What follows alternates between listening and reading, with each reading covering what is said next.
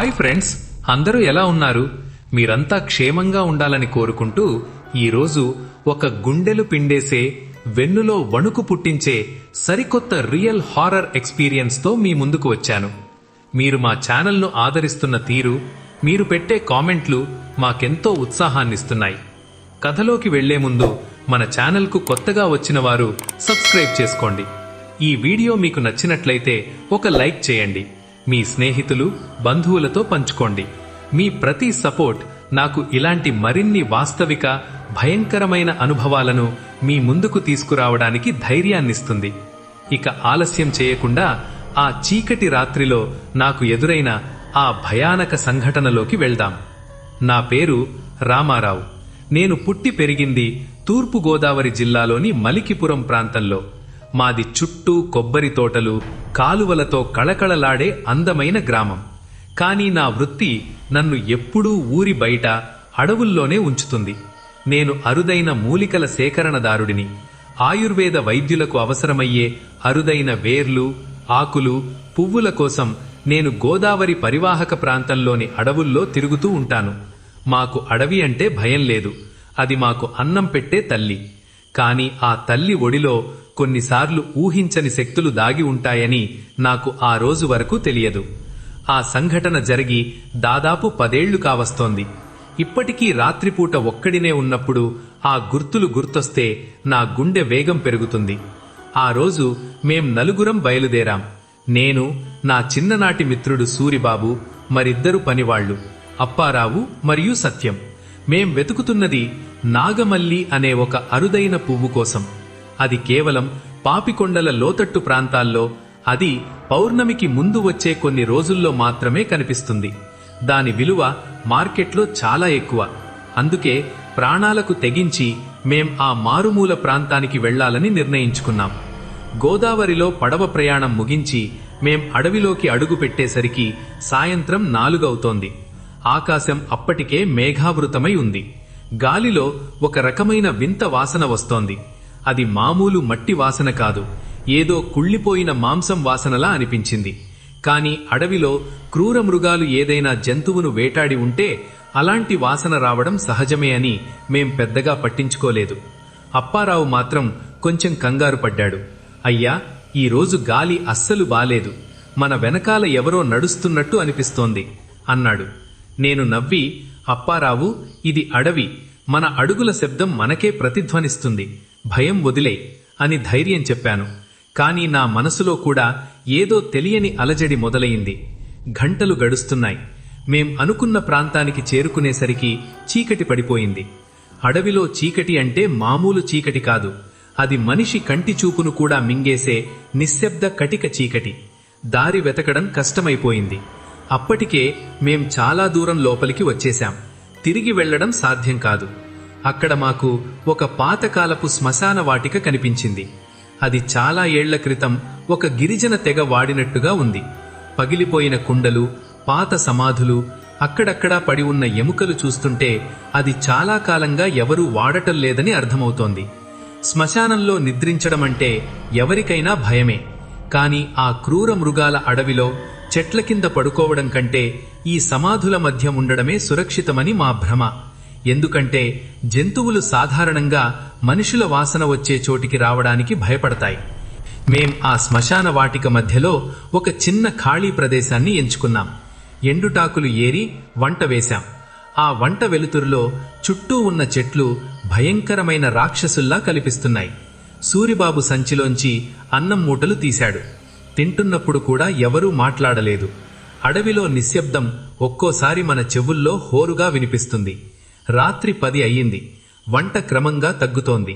నేను మొదటి జాము కాపలా ఉంటాను, మీరు పడుకోండి అని చెప్పాను. అప్పారావు, సత్యం వెంటనే నిద్రలోకి జారిపోయారు. సూరిబాబు మాత్రం నా పక్కనే కూర్చొని ఆకాశం వైపు చూస్తున్నాడు. రామారావు, ఈ శ్మశానం గురించి మా తాత ఏదో చెప్పేవాడు. ఇక్కడ సమాధుల కింద ఉన్నవాళ్లు నిద్రపోరంట. వాళ్లకి ఏదో ఒక కోరిక మిగిలిపోతే ఆ కోరిక తీర్చుకోవడానికి మనుషుల కోసం ఎదురు చూస్తూ ఉంటారంట అన్నాడు. సూరిబాబు గొంతులో వణుకు కనిపిస్తోంది. నేను వాడిని గట్టిగా అదిలించి, పిచ్చి మాటలు మాట్లాడకు, అవన్నీ కట్టుకథలు, పడుకో అని పంపించేశాను. నిశ్శబ్దం, భయంకరమైన నిశ్శబ్దం. అప్పుడప్పుడు ఏదో పక్షి అరుపు తప్ప మరే శబ్దం లేదు. సరిగ్గా రాత్రి 12 గంటలు కావస్తోంది. మంట ఆరిపోయింది. కేవలం నిప్పు కణికలు మాత్రమే మిగిలి ఉన్నాయి. అప్పుడే నా చెవులకు ఒక వింత శబ్దం వినిపించింది. అది ఎవరో ఏడుస్తున్నట్టుంది. చాలా దూరం నుంచి వస్తున్నట్టు లేదు. సరిగ్గా మా వెనక ఉన్న ఆ పెద్ద మర్రి చెట్టు చాటు నుంచి వస్తోంది. ఆ ఏడుపు చాలా బాధాకరంగా ఉంది. ఒక పక్క గొంతు నొక్కుతున్నట్టు, శ్వాస తీసుకోవడానికి ఇబ్బంది పడుతున్నట్టు ఆ ధ్వని వస్తోంది. నేను నెమ్మదిగా లేచి నిలబడ్డాను. నా చేతిలో ఉన్న టార్చ్ లైట్ తీసి ఆ మర్రి చెట్టు వైపు ఫోకస్ చేశాను. ఆ వెలుతురు పడగానే నా గుండె ఒక్క క్షణం ఆగిపోయినంత పనయింది. ఆ చెట్టు కొమ్మకు ఒక వ్యక్తి వేలాడుతున్నాడు. అతని మెడలో ఒక పాత తాడుంది. గాలికి అతని శరీరం అటూ ఇటూ ఊగుతోంది. ఆ దృశ్యం చూడగానే నా కాళ్ళు వణకడం మొదలుపెట్టాయి. చనిపోయిన వ్యక్తి ఇలా ఏడవడమేమిటి? నేను కళ్ళు నలుపుకొని మరీ చూశాను. అతను చనిపోలేదు. అవును, ఆ తాడు మెడకు బిగుసుకొని ఉన్నా అతని కళ్ళు తెరిచే ఉన్నాయి. ఆ కళ్ళు, అవి మామూలు మనుషుల కళ్ళలా లేవు. పూర్తిగా ఎర్రగా నిప్పు కణికల్లా మెరుస్తున్నాయి. అతను నా వైపు చూస్తున్నాడు. ఆ చూపులో ఎంతటి ఆకలి, ఎంతటి కోపముందో మాటల్లో చెప్పలేను. అతను తన నోరు తెరవడానికి ప్రయత్నిస్తున్నాడు. ప్రతిసారి నోరు తెరిచినప్పుడు గొంతులోంచి ఒక భయంకరమైన మూలుగు వినిపిస్తోంది. నేను వెంటనే సూరిబాబుని లేపాను. వాడు నిద్రలోంచి ఒక్కసారిగా లేచి నేను చూపించిన వైపు చూశాడు. వాడు ఆ దృశ్యం చూడగానే నోట మాట రాలేదు. సత్యం, అప్పారావు కూడా లేచారు. మేమందరం ఆ చెట్టు వైపు నిర్ఘాంతపోయి చూస్తున్నాం. ఆ వేలాడుతున్న వ్యక్తి నెమ్మదిగా తన చేతులు ఊపుతూ మమ్మల్ని దగ్గరకు రమ్మని పిలుస్తున్నట్టు సైగ చేశాడు. ఆ క్షణం మాకర్థమైంది, మేము ఒక పెద్ద ప్రమాదంలో ఉన్నామని. ఆ వ్యక్తి ముఖం క్రమంగా మారుతోంది. అది ఒక మనిషి ముఖంలా లేదు, ఏదో వికృతమైన ఆకారంలా మారుతోంది. అప్పారావు ఒక్కసారిగా అరిచాడు, అయ్యా, అది మనిషి కాదు, దయ్యం, పారిపోండి అని కేకలు వేశాడు. కానీ మా కాళ్ళు అక్కడ నుంచి కదలడం లేదు. ఏదో అదృశ్య శక్తి మమ్మల్ని ఆ శ్మశాన భూమికి కట్టేసినట్టు అనిపించింది. సరిగ్గా అప్పుడే సూరిబాబులో ఒక వింత మార్పు మొదలైంది. అంతవరకు భయంతో వణికిపోతున్నవాడు ఒక్కసారిగా నిశ్శబ్దంగా అయిపోయాడు. అతని కళ్ళు స్థిరంగా ఆ వేలాడుతున్న ఆకారం వైపు చూస్తున్నాయి. మేము వాడిని పిలుస్తున్నా వాడు పలకడం లేదు. సూరిబాబు, సూరిబాబు అని నేను వాడి భుజం పట్టుకొని ఊపాను. కానీ వాడు నా చేతిని విదిలించుకున్నాడు. అతని బలం అప్పటికప్పుడు రెట్టింపైనట్టు అనిపించింది. వాడు నెమ్మదిగా అడుగులు వేస్తూ ఆ మర్రి చెట్టు వైపు వెళ్లడం మొదలుపెట్టాడు. వద్దురా, అటు వెళ్ళొద్దు అని నేను అరిచాను. సత్యం, అప్పారావు కూడా వాణ్ణి పట్టుకోవడానికి ప్రయత్నించారు. కానీ సూరిబాబు ఆగలేదు. వాడు ఆ చెట్టు కింద నిలబడి పైకి చూస్తూ వికటంగా నవ్వడం మొదలుపెట్టాడు. ఆ నవ్వు వింటే నా వెన్నెముకలో వణుకు పుట్టింది. అది నా స్నేహితుడి నవ్వు కాదు. ఎవరో పరాయి వ్యక్తి అతని శరీరంలోకి ప్రవేశించినట్టు స్పష్టంగా తెలుస్తోంది. పైనున్న ఆ ఆకారం తన మెడలోని తాడును నెమ్మదిగా వదులుతూ కింద ఉన్న సూరిబాబు తల మీద చెయ్యి వేయడానికి ప్రయత్నిస్తోంది. ఆ సమయంలో శ్మశానంలోని ఇతర సమాధుల దగ్గర కూడా కొన్ని శబ్దాలు వినిపించడం మొదలయ్యాయి. మట్టిలోంచి ఏదో బయటకు వస్తున్నట్టు, గోళ్లతో రాళ్లను గీకుతున్నట్టు భయంకరమైన శబ్దాలు వినిపిస్తున్నాయి. టార్చ్ లైట్ వేసి చూస్తే అక్కడక్కడా నేల కదులుతోంది. ఒక్కొక్క సమాధి నుంచి తెల్లటి పొగలాంటి ఆకారాలు పైకి లేస్తున్నాయి. అప్పటి వరకు కేవలం ఒక ఆకారం అనుకున్నది ఇప్పుడు ఒక సమూహంగా మారుతోంది. మేము నలుగురం ఒక చిన్న వలయంలా నిలబడ్డాం. సూరిబాబు మాత్రం ఆ వలయంలోంచి బయటపడి ఆ చెట్టుకు అంటుకుపోయాడు. రామారావు గారు, మనం ఇక్కడే ఉంటే అందరం చస్తాం. సూరిబాబుకేదో అయ్యింది, వాణ్ణి వదిలేసి మనం పారిపోదాం అని అప్పారావు వణుకుతున్న గొంతుతో అన్నాడు. కానీ నా చిన్ననాటి స్నేహితుణ్ణి అలా వదిలేసి వెళ్లడానికి నా మనసు అంగీకరించలేదు. లేదప్పారావు, వాణ్ణి తీసుకునే వెళ్ళాలి, వాడు మనల్ని నమ్మి వచ్చాడు అని చెప్పి ధైర్యం తెచ్చుకొని సూరిబాబు వైపు పరిగెత్తాను. నేను వాణ్ణి వెనక నుంచి గట్టిగా పట్టుకున్నాను. కానీ సూరిబాబు శరీరం నిప్పులా కాలిపోతోంది. వాడు గట్టిగా కేక వేస్తూ తన తలను వెనక్కి తిప్పాడు. అతని కళ్లలో తెల్లగుడ్డు మాత్రమే కనిపిస్తోంది. నల్లగుడ్డు పూర్తిగా మాయమైపోయింది. వాడు నన్ను తన చేతులతో తోసేశాడు. నేను వెనక్కి వెళ్లి ఒక పాత సమాధి మీద పడ్డాను. ఆ సమాధి రాయి పగిలిపోయింది. లోపల నుంచి ఒక భయంకరమైన దుర్వాసన వచ్చింది. నా చేతికి ఏదో తగిలింది. చూస్తే అది ఒక మనిషి పుర్రె. ఆ పుర్రె కళ్ళలోంచి చిన్న పురుగులు బయటకొస్తున్నాయి. అది చూసి నేను వాంతి చేసుకున్నంత పనిచేశాను. సత్యం దగ్గరకు వచ్చి నన్ను లేవదీశాడు. అయ్యా చూడండి అని చెట్టు వైపు చూపించాడు. ఆ వేలాడుతున్న ఆకారం ఇప్పుడు పూర్తిగా కిందకు దిగి వచ్చింది. అది గాలిలో తేలుతున్నట్టు ఉంది. దాని కాళ్ళు నేలకు తగలడం లేదు. అది సూరిబాబు చెవిలో ఏదో గుసగుసలాడుతోంది. సూరిబాబు ఆ మాటలు వింటూ తల ఊపుతున్నాడు. అకస్మాత్తుగా సూరిబాబు తన సంచిలో ఉన్న చిన్న కత్తిని తీశాడు. వాడు తన సొంత చేతిని కోసుకోవడానికి ప్రయత్నిస్తున్నాడు. వద్దురా సూరిబాబు, ఆపు అని మేం ముగ్గురం ఒక్కసారిగా వాడి మీద పడ్డాము. సత్యం వాడి కుడి చేతిని, అప్పారావు ఎడమ చేతిని పట్టుకున్నారు. నేను వాడి నడుమును గట్టిగా కౌగిలించుకున్నాను. సూరిబాబు అడవి జంతువులా గర్జిస్తున్నాడు. వాడు మమ్మల్ని కొరుకుతున్నాడు, తన్నుతున్నాడు. వాడు మాట్లాడుతున్న భాష మాకు అర్థం కావడం లేదు. అది ఏదో ప్రాచీనమైన మంత్రం లాంటి ధ్వని. ఆ సమయంలో ఆ శ్మశానం చుట్టూ ఉన్న గాలి వేగంగా వీచడం మొదలైంది. మంటలోంచి వచ్చిన బూడిదంతా గాలిలో కలిసి మా కళ్లల్లో పడుతోంది. పైన ఉన్న ఆ ఆకారం ఇప్పుడు వికటంగా నవ్వుతూ నా బిడ్డ కావాలి అని బొంగురు గొంతుతో అనడం మాకు వినిపించింది. ఆ మాటలు విన్న అప్పారావు కింద పడిపోయాడు. వాడు భయంతో మూత్రం పోసుకున్నాడు. కానీ మేం సూరిబాబుని వదలలేదు. మా ముగ్గురి బలాన్ని ఉపయోగించి వాడిని ఆ చెట్టు నుంచి దూరంగా లాక్కొచ్చాం. మేం లాగుతున్న కొద్దీ ఆ చెట్టు కొమ్మలు పాముల్లా కదులుతూ మా కాళ్లను చుట్టేయడానికి ప్రయత్నిస్తున్నాయి. శ్మశానంలోని గడ్డంతా ఒక్కసారిగా ఎర్రగా మారిపోయినట్టు అనిపించింది. మేము సూరిబాబుని మోసుకుంటూ ఆ శ్మశాన వాటిక సరిహద్దు వైపు పరుగెట్టడం మొదలుపెట్టాం. వెనుక నుంచి ఆ వికృత ఆకారం మమ్మల్ని వెంబడిస్తోంది. అది నడవడం లేదు, గాలిలో ఈదుకుంటూ వస్తోంది. దారి ఎక్కడుందో తెలియదు. టార్చ్ లైట్ బ్యాటరీ అయిపోతోంది. వెలుతురు మసకబారుతోంది. సత్యం, అప్పారావు, ఆపకండి, పరుగు తీయండి అని అరుస్తూ నేను సూరిబాబు కాళ్లను పట్టుకొని లాగుతున్నాను. వాడు మాత్రం ఇంకా ఆ శ్మశానం వైపే చూడాలని ప్రయత్నిస్తున్నాడు. సరిగ్గా మేము ఆ శ్మశాన వాటిక గేటు, పాత ఇనుప కంచె దాటుతున్న సమయంలో ఏదో బరువైన వస్తువు నా వీపు మీద పడినట్టు అనిపించింది. నా ఊపిరి ఆగిపోయింది. వెనక్కి తిరిగి చూస్తే ఆ వేలాడే వ్యక్తి తన పొడవైన చేతులతో నా చొక్కాను పట్టుకున్నాడు. అతని గోళ్లు నా చర్మంలోకి దిగుతున్నాయి. విపరీతమైన మంట. ఆ మంటతో పాటు నా శరీరంలోని రక్తమంతా గడ్డకట్టుకుపోతున్న భావన. ఆ క్షణం నా కళ్ల ముందు చీకటి కమ్మింది. కానీ ఆ చావు అంచుల్లో కూడా నా మనసులో ఒకటే ఆలోచన: నా స్నేహితుడు, నా తోటి మనుషులు. నేను నా చేతిలో ఉన్న టార్చ్ లైటును వెనక్కి తిప్పి ఆ వికృత ఆకారం ముఖం మీద గట్టిగా కొట్టాను. ఆ టార్చ్ లైట్ పగిలిపోయింది. కానీ ఆ చిన్నపాటి స్పార్క్ వల్ల ఆ వికృత ఆకారం ఒక్క క్షణం వెనక్కి తగ్గింది. ఆ గ్యాప్లో నేను నా చొక్కాను వదిలించుకొని ముందుకు దూకాను. అప్పారావు, సత్యం అప్పటికే సూరిబాబుని అవతలి వైపుకు లాక్కెళ్లారు. నేను కూడా ఆ సరిహద్దు దాటగానే ఆ వికృత ఆకారం ఒక్కసారిగా ఆగిపోయింది.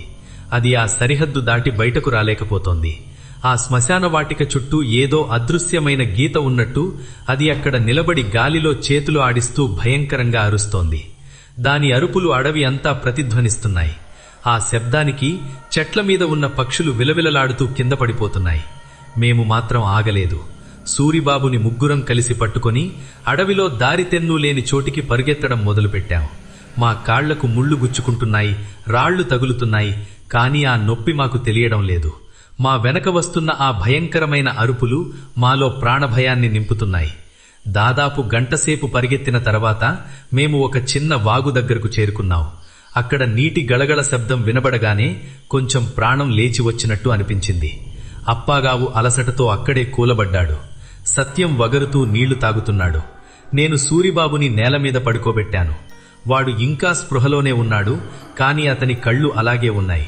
ఆ తెల్లగుడ్లు భయంకరంగా కనిపిస్తున్నాయి. అతని శరీరం ఇంకా వేడిగానే ఉంది. రామారావు గారు, వీడికి దెయ్యం పట్టింది. వీడు మనల్ని కూడా చంపేస్తాడు. వీణ్ణి ఇక్కడే వదిలేద్దాం అని అప్పారావు ఏడుస్తూ అన్నాడు. వాడు నిజంగానే పిచ్చివాడిలా ప్రవర్తిస్తున్నాడు. నోర్మూయి అప్పారావు, వాడు నా స్నేహితుడు. వాణ్ణి వదిలే ప్రసక్తే లేదు అని నేను గట్టిగా అరిచాను. నేను వాగులోకి వెళ్లి నీళ్లు తెచ్చి సూరిబాబు మొహం మీద కొట్టాను. వాడు ఒక్కసారిగా వణికిపోయి గట్టిగా గాలి పీల్చుకున్నాడు. నెమ్మదిగా అతని కళ్లలోని నల్లగుడ్లు మళ్లీ కనిపించడం మొదలయ్యాయి. రామారావు, ఎక్కడున్నావురా మనం? ఆ మనిషి, ఆ చెట్టు మీద మనిషి అని సూరిబాబు బలహీనమైన గొంతుతో అడిగాడు. వాడు కోలుకుంటున్నాడు అని నాకు అర్థమైంది. కాని ఆ ఆనందం ఎంతోసేపు నిలవలేదు. అప్పుడే మా చుట్టూ ఉన్న పొదల్లో ఏదో కదలిక మొదలైంది. ఒక ఆకారం కాదు, పదుల సంఖ్యలో ఆకారాలు మమ్మల్ని చుట్టుముడుతున్నాయి. అవి జంతువులు కావు, ఎందుకంటే వాటి కళ్ళు ఎర్రగా మెరుస్తున్నాయి.